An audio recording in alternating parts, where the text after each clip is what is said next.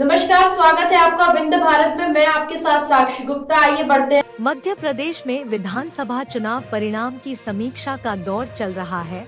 दिग्विजय सिंह चुनाव के नतीजे को अपने नजरिए से देख रहे हैं और बाकी लोगों का अपना नजरिया है। बड़ी खबर यह है कि ईवीएम आ जाने के बावजूद राजगढ़ की 5 विधानसभाओं पर राज करने वाले राजा दिग्विजय सिंह सभी सीटों पर हार चुके हैं।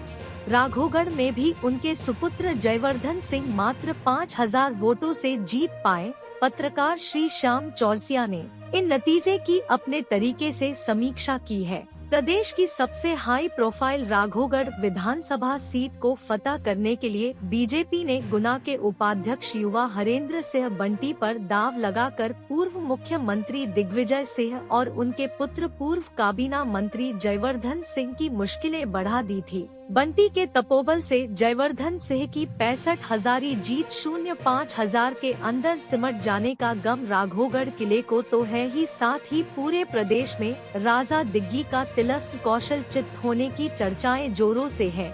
राजा दिग्गी अपनी कर्म भूमि राजगढ़ की 5 सीट हार गए और तो और अपने अनुज छोटे राजा सीनियर कांग्रेस नेता लक्ष्मण सिंह को गुना की ही चाचौड़ा से 65,000 की शर्मनाक हार से नहीं बचा पाए। राघोगढ़ से जीत का अंतर 65,000 से घटकर 05,000 पर सिमट जाने का हैरत भरा गम किले में पसरा हुआ है।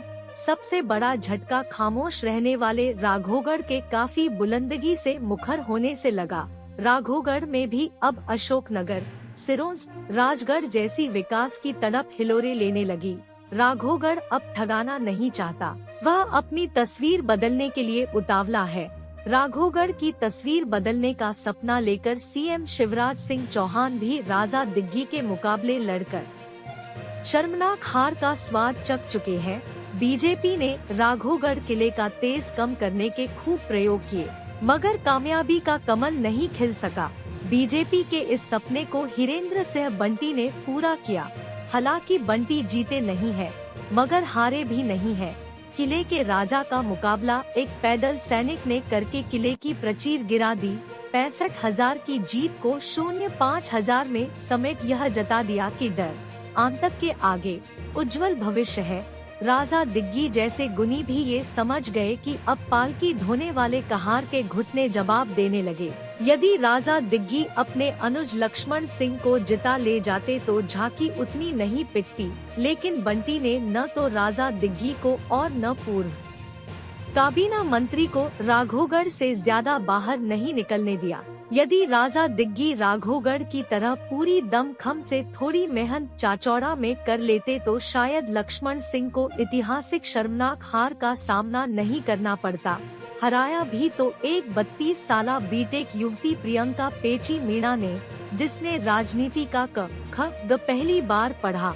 दिलचस्प बात यह है कि खिंची गोत्र राजवंश की 03 हस्तियों को राजा ने राजगढ़ लोकसभा सीट से उतारा था, जिनमें खिलचीपुर से पूर्व काबीना मंत्री प्रियव्रत सिंह खिंची को बीजेपी के मास्टर हजारीलाल डांगी ने 21,000 वोटों से हराया। मतदाताओं ने खानदानवाद की पुंगी बजा दी।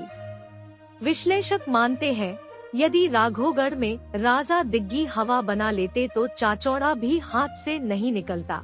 जयवर्धन सिंह जीत भले ही गए हो, मगर वे बीजेपी के हरेंद्र सिंह बंटी के हौसलों को हरा नहीं सके। बंटी हार कर भी जीत गए, जयवर्धन सिंह जीत कर भी